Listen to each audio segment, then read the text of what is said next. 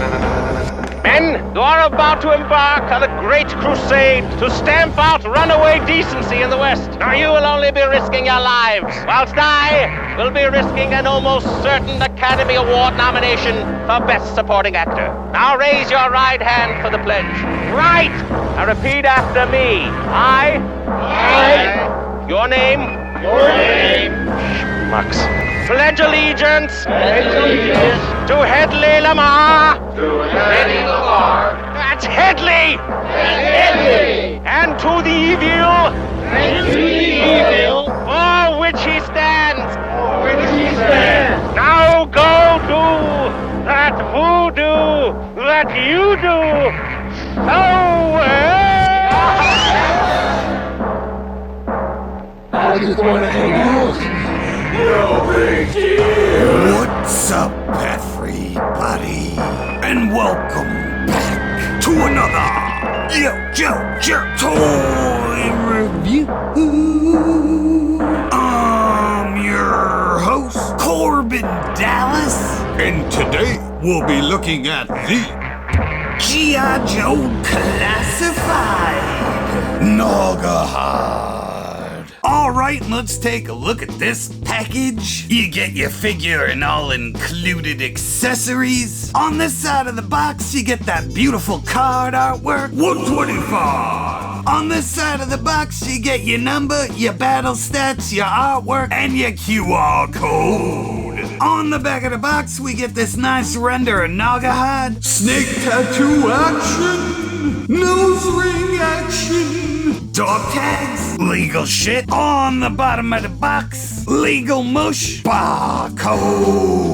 Alright, let's get this package open. Got Excalibur right here, nice and dull. Cut. And I don't need to pop anymore. They put like a thumb thing in there, so now I can open it like a human. That's not gonna oh. Alright, we're just gonna pull this flap, and it's the old pull-out game. What do we got here? We got our figure and all included accessories for the quick look, and I'll see you at the table. Alright, we're back. So let's take a look at this figure. And let's start this off right. You know I go right for the head sculpt, so let's take a look at this silly bastard. Right off the bat, the head sculpt looks pretty good other than that silly mouth. I do get it, they are just trying to simulate the vintage version, but I don't think we needed crazy teeth. So anyway, eye paint, eyebrows look good. Mustache and those pork chops are painted good, molded good. Tattoo on the head is printed good. It's a little faded so it doesn't look brand new. Got some mean ass scars on the top of his head. Alright, right off the bat, this body is complete reuse. It's their giant freak buck. So we do get some paint on the boots. We get this like olive green. We get this little pocket thing with a knife sheath. Looks good. Sculpted good. Got nice little straps that go all the way around. Same thing up here at the knee. At least they painted it this time so it looks like it's actually a knee pad. Up here you just get all the usual articulation. At the waist they just went the vintage route. We got all of his little grenades over here, and around back we have this nice little sheath. Got some tassels hanging off the belt there, and a lot of fun texture. For the buck up top, this is just the gung-ho body with a new overlay. So he does get movement on the crunch. He does go down, he does go back. He moves around just fine, so I'm not having any QC issues with the figure himself. His little vest is textured, has nice paint all over it. Poor kitty. Same on the necklaces. This is like the vintage one. He's got the dog tags, he's got all the teeth, and all in all, it really does work. On the arms, we get this tattoo that's broken up by the bicep, and it looks like shit. I don't think that looks very good, and I think the placement's a little silly for it. Down at the elbows, we're still getting pins. At the wrist, he has this nice little overlay with the teeth on there, and he's got nice black gloves with the trigger fingers. On the shoulder, he's got his anarchist tattoo. On the original, it was a G.I. Joe symbol crossed out. Over here, we just got another overlay. Nice little paint details with the teeth. Over here at the wrist, we got this leather studded thing going on with a black glove. Next up, we're gonna take a look at this little monkey guy right here. And this thing is static. It is just one chunk of plastic. Thank goodness somebody warned me about this tail breaking off and to be careful with it. It's very hodgepodge. There's nothing going on. This is like Polly the Parrot all over again. But he is creepy. He's sporting the Nick Fury eye patch. Got a horrible little tongue in there. And yeah, I'm not a fan of little tiny creepy monkeys. And here we have Porkbelly, and we'll just take a look at it. And yeah, I never really cared about the whole wild boar thing when I had Gnawgahyde as a kid. It kind of just got tossed off to the side. I think it's fun. I don't think it's very necessary for me or my collection. This thing will probably just end up in a bucket. But all in all, it's articulated really good. Everything moves. It's sculpted good. The paint's really good on it. And in the eyes, you can see the metallic paint. They have that gross runny eye thing going on. So yeah, it moves really good. It's sculpted good. The hooves look good. But like I said, I really have no need for a wild boar. And just up close, you can see the nose ring. Nice silver paint. Got lots of detail. Broken tusk with a nail stuck in it. That's kind of funny. I like that. Got a little earring up here. And yeah, I mean, they put a lot of love into the animals, but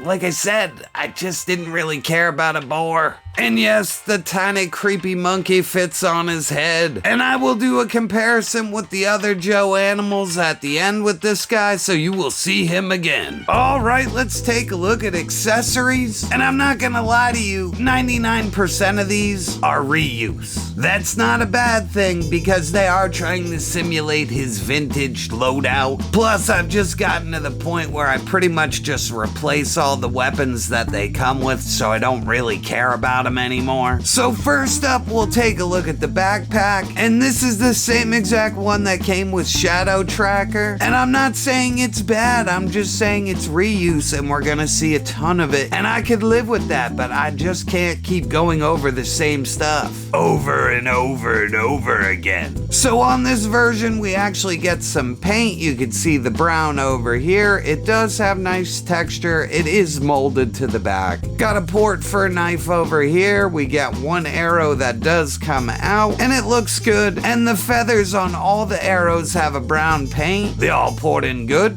Boop. And yeah, at least for the deluxe figure, they painted these a little bit. Next up, we get the gummiest bow and arrow in the universe. Now, up here and down here, the plastic is pretty hard, but it is like shit. Like, this thing is horrible. So it's not gonna sit well. You're not gonna be able to pull that back, because look at that thing just fall apart. This does pop off. If you want to store it, it'll port right back in though. Like I said, at least on the deluxe version, there's some paint, so you get black paint up there, down here. Sculpting's really good. It's just the plastic it's made out of is garbage. Over here, we actually get a new weapon, and this thing is actually made a little harder. It came out pretty much straight. Got nice metallic paint, black handle. This stuff is kind of rubbery. It's gonna go around his wrist. Looks like he could hold it if you really wanted to, and you could just cut these off with wire clippers. But yeah, the vintage one came with this silly ass shit, so this one's going to as well. And here you go. He comes with low light sniper rifle, and I gotta tell you, this thing ain't gummy at all. Like, this is probably the hardest Joe weapon I've ever touched, so I don't know if they were trying to make a point or something, but this thing is actually pretty damn straight. So this thing does come apart. This comes off. iPod does move back and forth. It comes off. This comes off. The tiny magazine comes out. And in a second, I will show you the case that it goes in. And speaking of the case, here it is. This comes with low light as well, except for this time we get it in an olive green. On the back, it's sculpted really well. Nice texture. Got a nice little handle here, peg for backpack, and you can store everything. So the rifle goes here, scope silencer bipod, and with the snap of the fingers, and just like that, everything fits awesome. The fucking thing closes. It's beautiful and good to go. And I did forget to mention that the inside plastic is actually cast brown, so they're doing the whole deluxe thing. I'm giving it to them. I gotta tell you, my case doesn't shut right. I keep trying to push for the middle and I'm getting nothing. Alright, he comes with these 2 knives, and I'm sure we've seen them before. I could be wrong. Handles have good sculpt. These don't feel all that gummy, to tell you the truth. And nice metallic paint. And last up, we got what we've been looking for. His nice little jungle safari hat. And this just makes him complete now. Even though as a child I lost his stupid hat in a minute, I always just remember him looking like this. So with the hat, I'm really digging it. Alright, so we're gonna start loading this guy up with accessories. So first up, I have him with his dual knives, and they fit in his hands and they look great. And once you start posing this guy, he starts to look menacing as shit. So I think they nailed the whole poacher thing the first time around, so this all works. Knife does port into the sheath, no problem. Boop. And knife number 2 ports down on the boot. Boop. And here he is with the bow and arrow, with one of the arrows in his hands. He's got his little backpack on, that fit on there pretty good. And I'm getting the vibe off this. I mean, this thing is shit, and it took me like 5 minutes to get it in his hand. But with this all together, it looks pretty good. And yeah, you can take this off. It stores down here. And then you just take the handle, grab this thing, you can pull it down a little bit, and it just stores in like that. And that goes on there without too much of a fight. And the backpack fits on there now with everything stored. And here he is with this weird fucking machete thing around his wrist. It does fit on there pretty tight. I was a little worried it wouldn't go on there good, but all in all, it looks pretty cool for what it is. And if you're like me, I just put it in his hands. You can see the little tassels are hanging off. Like I said, you can just take wire clippers and cut those. I think I like it better in his hands, to tell you the truth. And here he is with the rifle, fits in his hands great. Here he is with pretty much everything on him except for the machete. And here you go, he has storage. Everything this guy comes with is on him, and the dual backpacks are working the way they're supposed to. I know it looks fucking weird, but it all does store. It's pretty funny. And the last accessory I forgot is Creepy Monkey. If you loop his tail under his arm, fits on his shoulder. And now I can appreciate Creepy Monkey a little better, that he fits on the figure, so it's kind of funny and it kind of ties it all together. And here we go with the animal comparison. You can see that the dog is much smaller than the boar itself, and just when I hold him above, you can see how much bigger he is. We put the wolf over there, and you can basically see that, you know, with the massive face and head, that it's way bigger than the wolf, so they all size out very well. And for size comparison, we have him with Shipwreck and Duke. Here we have him with Outback and Helix. And here we have him with Zartan and Zarana. And last up, we have him with Pandora and Dr. Meatball Fender. So at the end of the day, and my final thoughts on this figure are, I think he's awesome. I think if you're looking for the whole vintage look, this is it.